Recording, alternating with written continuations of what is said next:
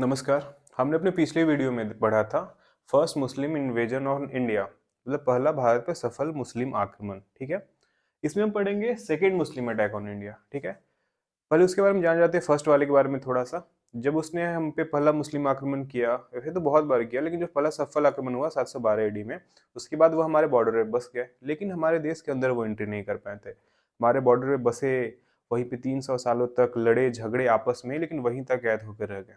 क्योंकि वहाँ हमारे जो बॉर्डर की इस साइड जो हमारे कुछ राजा थे, राजपूत रूलर्स या फिर और भी अच्छे अच्छे रूलर्स, वो उनकी एंट्री हमारे देश के अंदर होने नहीं दिए। वो काफ़ी अच्छे रूलर थे, वो उन्हें वहीं पे रोक करके। लेकिन तभी अफगानिस्तान वाले एरिया में एक नया एम्पायर फल फूल रहा था।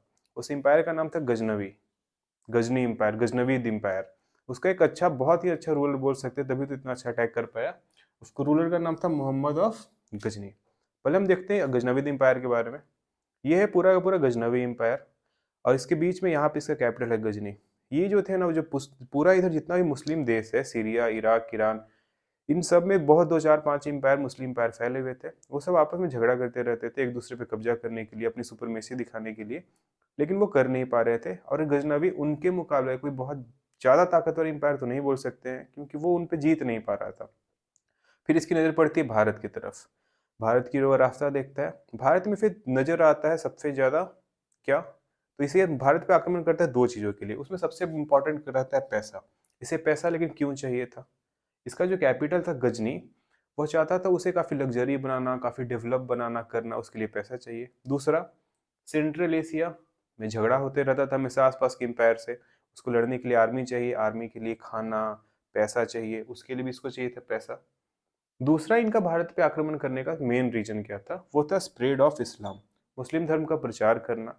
लेकिन जब ये अपने हमारे देश में मुस्लिम धर्म का प्रचार करने आए, तो साथ में सिर्फ प्रचार नहीं किया, इन्होंने बहुत बड़ी अपनी आक्रमणकारी व्यू जो बोलते हैं ना, उसके साथ हुआ है। इन्होंने प्रचार तो किया ही, साथ में हमारे मंदिरों को तोड़ा। इनके हिसाब से जो मुस्लिम ना है, या तो मुस्लिम में कन्वर्ट हो जाए, नहीं तो बहुत बड़ा टैक्स दो, नहीं तो हमारे मंदिरों को तोड़ देंगे, सारा कुछ हम लूट लेंगे। अब देखते हैं इन्होंने कैसे हम पे, कैसे हमारे देश में एंट्री की, कैसे कैसे कहाँ कहाँ लूटा, और कैसे इसकी खात्मा हो गई। अब हम आगे जानते हैं कि महमूद अफ गजनी ने भारत में कहाँ से एंट्री की, कैसे एंट्री की, कैसे कैसे वो भारत में कहाँ कहाँ पे फैला, कैसे कैसे हमारे मंदिरों को बर्बाद किया, हमारी जगहों को लूटा, कहाँ तक इसने विस्तार किया। अगर हम ध्यान से मैप में देखें, तो भारत में एंट्री करने के लिए सबसे पहला किंगडम जो इसे क्रॉस करना था, उस किंगडम का नाम था हिंदू शाही किंगडम। और वहाँ पे रूलर थे जयपाल। जो जयपाल, हमारे किंग जयपाल जो रूलर थे, वो काफ़ी बहादुर रूलर थे। जब महमूद अफ गजनी की अटैक होती है उनके किंगडम पे, तो वो काफ़ी बहादुरी से उसे लड़ते हैं, लेकिन अंत में उनकी हार हो जाती है। इस हार से वो बहुत ज़्यादा निराश होते हैं और खुद को खुद से ही समाप्त कर लेते हैं। किंग जयपाल को हराने के बाद पूरे के पूरे हिंदू शाही किंगडम पे उसका कब्जा हो गया था, और उसको भारत में एंट्री करने का एक अच्छा सा मार्ग मिल चुका था। इसके बाद छोटे मोटे अटैक करते रहता है, लेकिन फिर 1008 में जो हिंदू शाही किंगडम था, वहाँ पे किंग जयपाल के बेटे आनंद पाल वो फिर से खड़े हो जाते हैं लड़ाई लड़ने के लिए, और उसके बाद इसको सपोर्ट में आते हैं कन्नौज और राजस्थान के भी राजा। लेकिन महमूद अफ गजनी इन तीनों को एक साथ हरा देता है, और पूरे के पूरे पंजाब पे अभी अपना कब्जा कर लेता है, बोल देता है कि पूरा किंगडम अब मेरा हुआ। ठीक है, फिर छोटे मोटे लूट पाट, वहाँ जिस जगह पे जाता है, भारत में पैसे की कमी तो थी नहीं, लूटते रहता है। लेकिन अब देखता है कि यहाँ तक लूटा हुआ हो गया, आगे बढ़ा जाए। तो 1014 में वो पहुंच जाता है थानेश्वर, जो कि दिल्ली के पास है।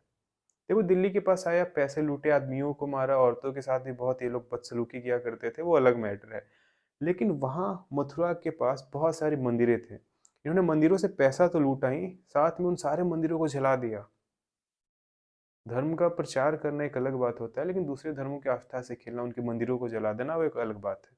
इसे डिस्ट्रॉयर ऑफ द टेम्पल भी कहा जाता था इन्हीं वजह से। 1014 के बाद 1018 में कन्नौज पे अटैक करता है, उसको भी हरा देता है, सारा पैसा वहाँ का भी लूटेगा। लाहौर फिर से वहाँ पे किंगडम उठ रहा था, फिर से उनको हराता है।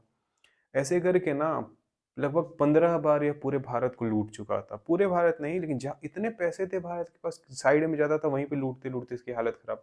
घोड़े हाथी सब लेकर आता था, भर जाता था पूरा, फिर लेकर चला जाता था।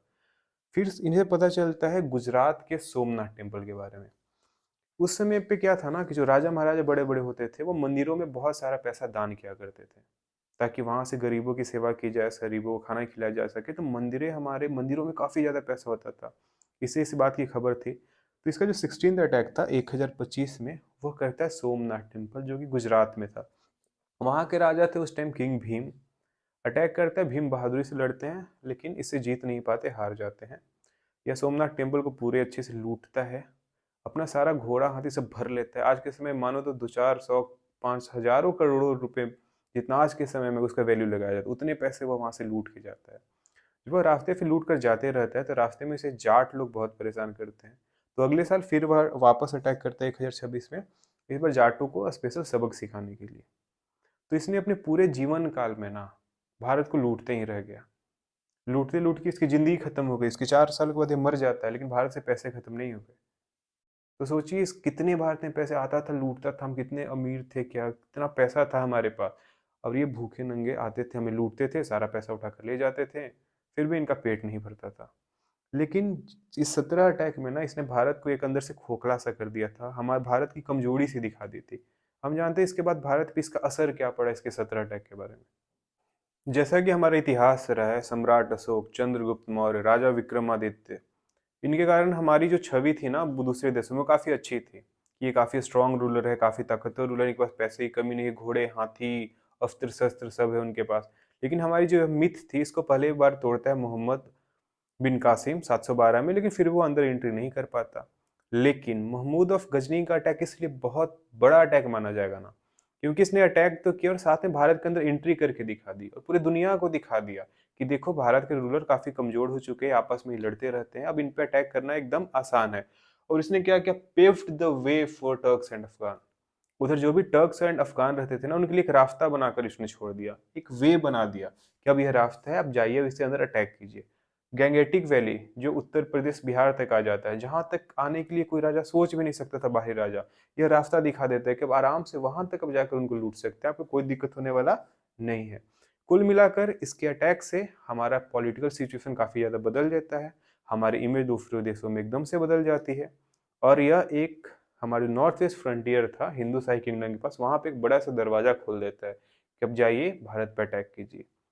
अभी तक एक चीज अच्छा था कि हमारे साथ, कि ये भी हमारे पास अटैक करने आया लेकिन हमारे यहाँ सेटल ना किया, पैसे वैसे लूटे और वापस अपने घर चला गया। लेकिन क्या आगे आने वाले राजा भी ऐसा करेंगे? क्या हमारे पास आने के बाद वो वापस जाएंगे, यहीं पे बस जाएंगे? इसके लिए हम ट्राई करेंगे थर्ड वीडियो में आपको और आगे की बात डिटेल्स में बताने के लिए। तब तक के लिए नमस्कार।